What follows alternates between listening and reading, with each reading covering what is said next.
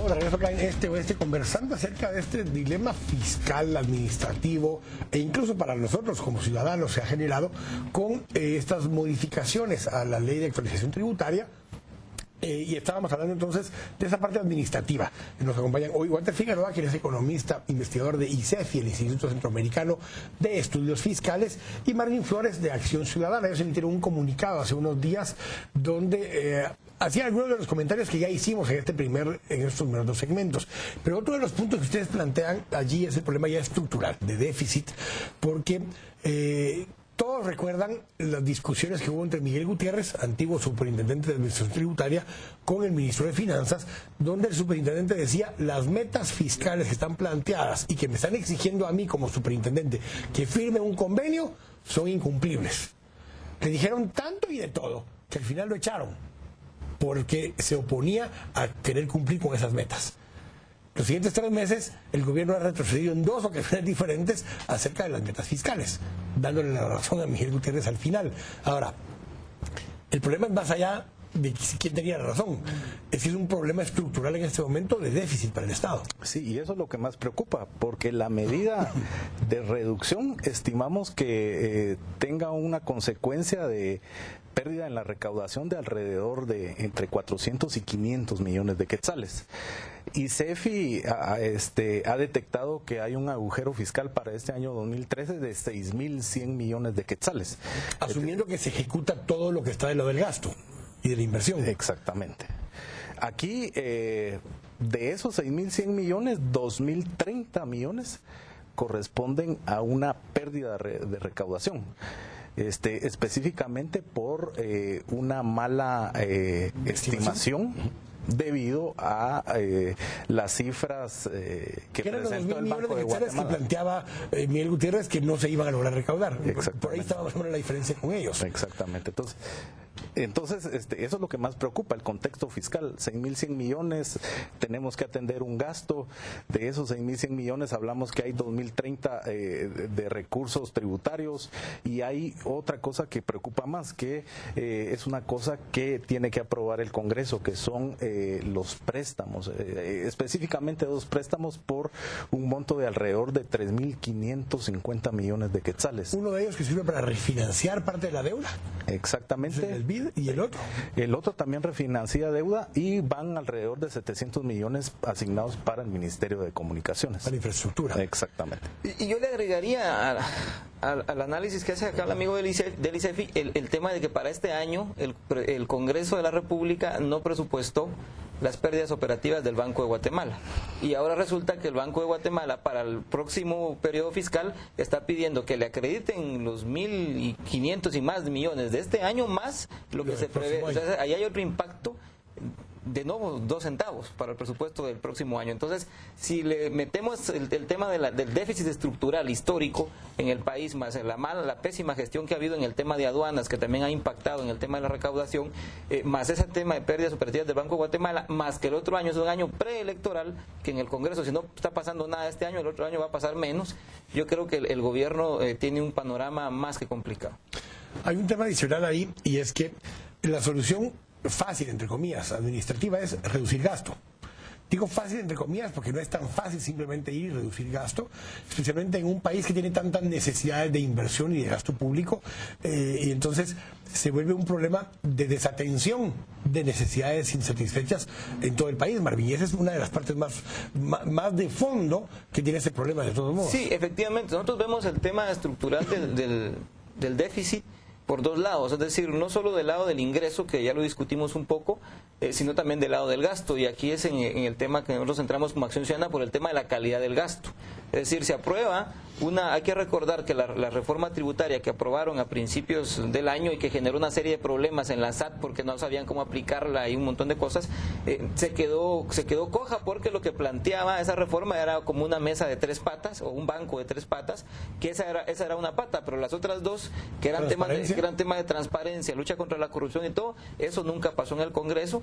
Están ahí dormidas las 7 leyes que el presidente envió, y no hay hay modo que del lado de la calidad del gasto... Y el presidente del Congreso ya dijo que se da por satisfecho con lo que ya aprobaron en el Congreso. Por supuesto, lo cual es semestre, lamentable, pero digamos, más allá de reducir gasto, yo creo que es el tema de la calidad del gasto. Estamos hablando que casi que el 25% del presupuesto de inversión se va en temas de corrupción, ese es un estimado que hay.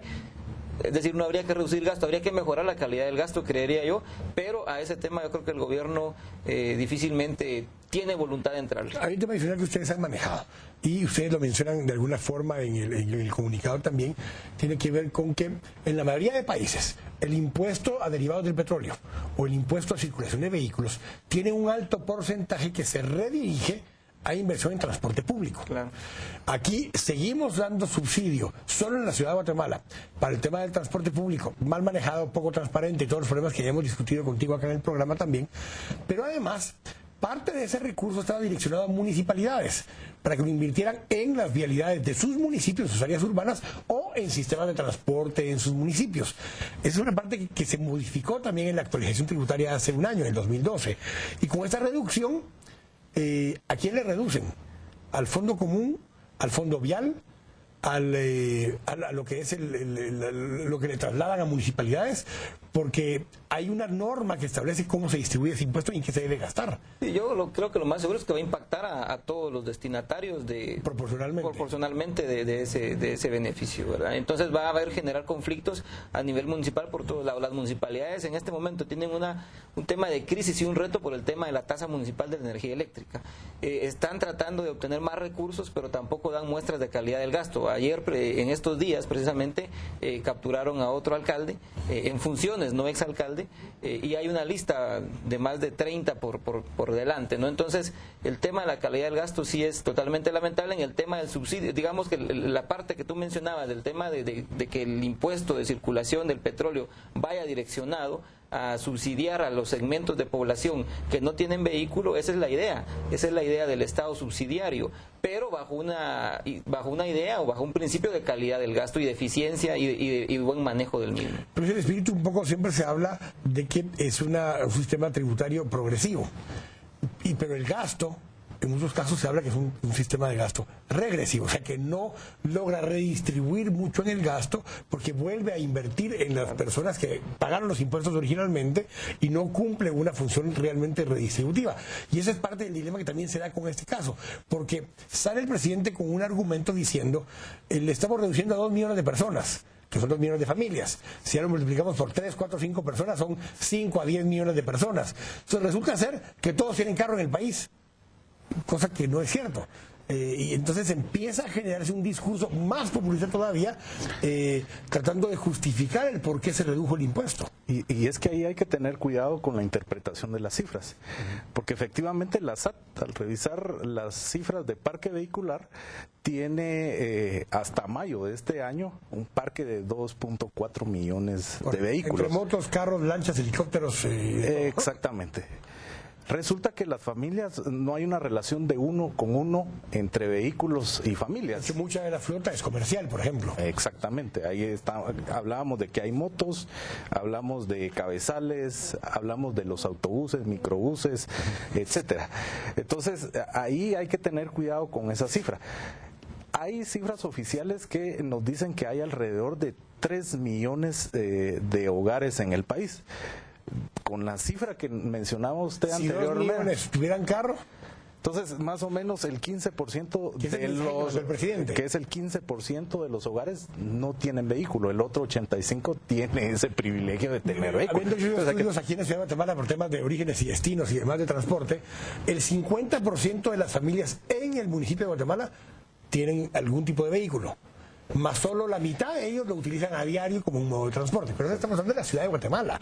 Si salimos ya al departamento de Guatemala, ese porcentaje baja como al 40%.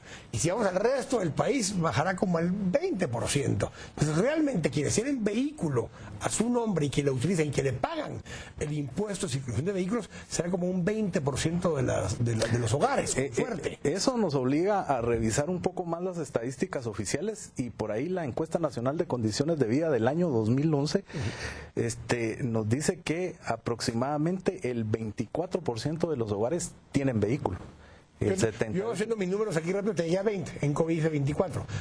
en ese rango estamos. Pero el discurso del presidente casi nos hace ver que el 66% de los hogares tienen vehículo, cosa que no es cierto. Exactamente. Tengo que ir al corte, vamos a regresar con unas conclusiones finales acerca de este tema y lo que viene y lo que va a pasar si hacemos o si no hacemos en los próximos meses con respecto al tema fiscal. Estamos acá en Este Oeste, volvemos en un minuto.